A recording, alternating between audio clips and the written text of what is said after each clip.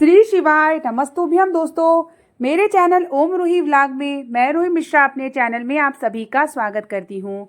आज मैं आप सभी को वीडियो में शेयर करने वाली हूँ 19 जून को प्रदोष व्रत पड़ रही है और हर प्रदोष के दिन प्रदोष काल के समय में पार्थिव शिवलिंग का निर्माण सही नियम किस प्रकार से हमें करना चाहिए, कैसे विसर्जन करना चाहिए और साथ ही अगर आप 1 वर्ष तक हर प्रदोष के दिन प्रदोष काल के समय में अगर आप व्रत नहीं भी करते हैं और पार्थिव शिवलिंग निर्माण करके पूजन विसर्जन करते हैं तो संतान सुख, धन सुख, समृद्धि और आरोग्यता प्रदान होती है।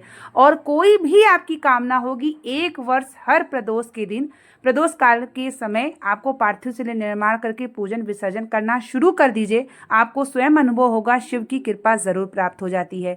तो किस प्रकार से हमें पार्थिव शिवलिंग का निर्माण करना चाहिए इस वीडियो में मैं आपको पूरी जानकारी शेयर करने वाली हूँ।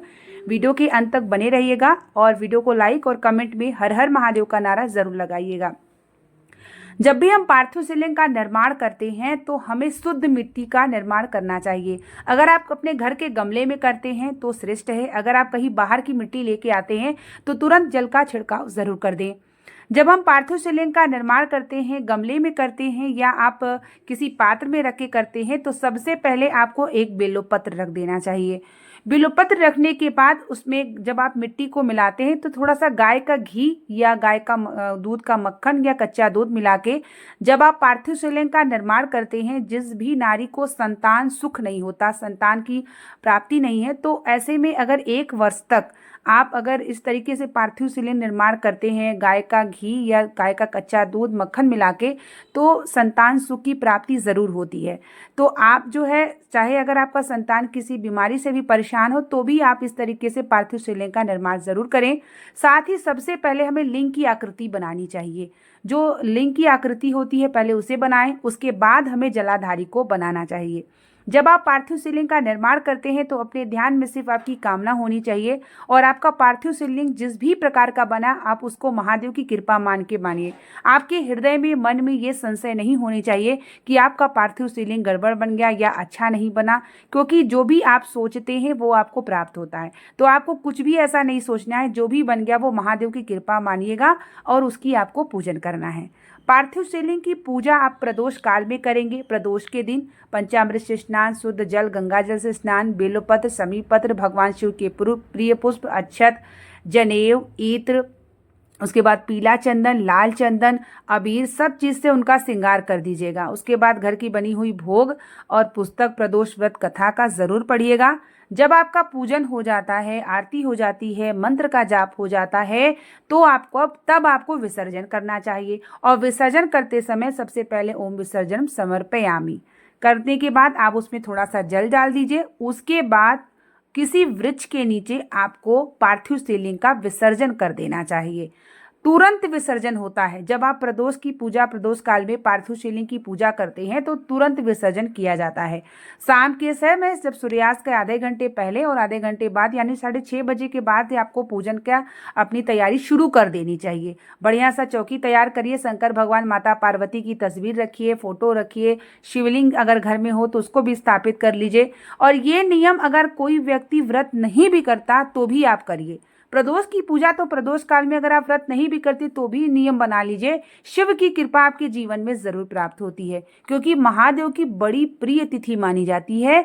और भगवान शिव को प्रसन्न करने के लिए आप जो भी भक्त भगवान शिव की भक्ति आराधना प्रदोष के दिन प्रदोष काल के समय करता है तो उसका दुख जरूर करता है।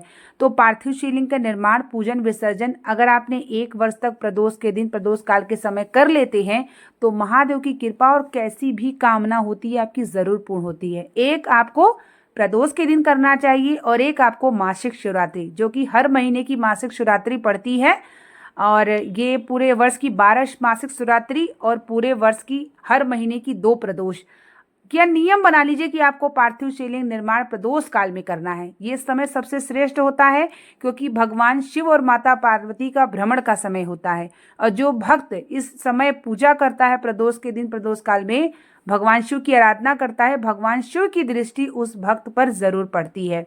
श्रद्धा से, भक्ति से, भावना से महादेव की आराधना करने से सब कुछ आपको एक न एक दिन प्राप्त जरूर होता है। मैं स्वयं अपने घर के मंदिर में विधि विधान से भगवान शिव और माता पार्वती पार्थिव शिवलिंग विराजमान करके घर की बनी हुई भोग भगवान शिव के प्रिय पुष्प, बेलपत्र, समीप पत्र से पूजन आराधना करती हूँ। और जिस भी वार की प्रदोष व्रत पड़ती है, प्रदोष व्रत कथा करके भगवान शिव के मंत्रों का जाप आरती करके भगवान शिव की पूजन आराधना करती हूँ।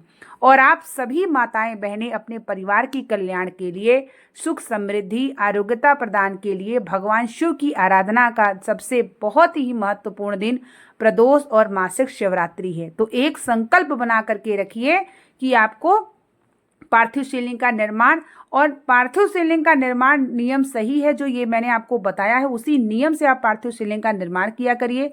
अगर आप गमले में भी करते हैं तो भी एक नीचे बेलपत्र रख लीजिए, उसके बाद पार्थिव शिवलिंग का निर्माण करिए। और जो चढ़ी हुई बेलपत्र पार्थिव शिवलिंग पर चढ़ाते हैं तो वो बेलपत्र प्रदोष के दिन वाली आप जैसे धन के स्थान पे रख सकते हैं, या आप जो बीमार है उस व्यक्ति को कुंदकेश्वर महादेव के नाम से पार्थिव शिवलिंग पर चढ़ा के उसे आप खिला सकते हैं, तो शिव की कृपा जरूर प्राप्त होती है। तो 19 जून को प्रदोष व्रत है। अगर अभी आज तक आपने पार्थिव शिवलिंग निर्माण करके पूजन नहीं किया है तो 19 जून से संकल्प ले लीजिए हर प्रदोष के दिन प्रदोष काल में पार्थिव शिवलिंग निर्माण करके पूजन विसर्जन का।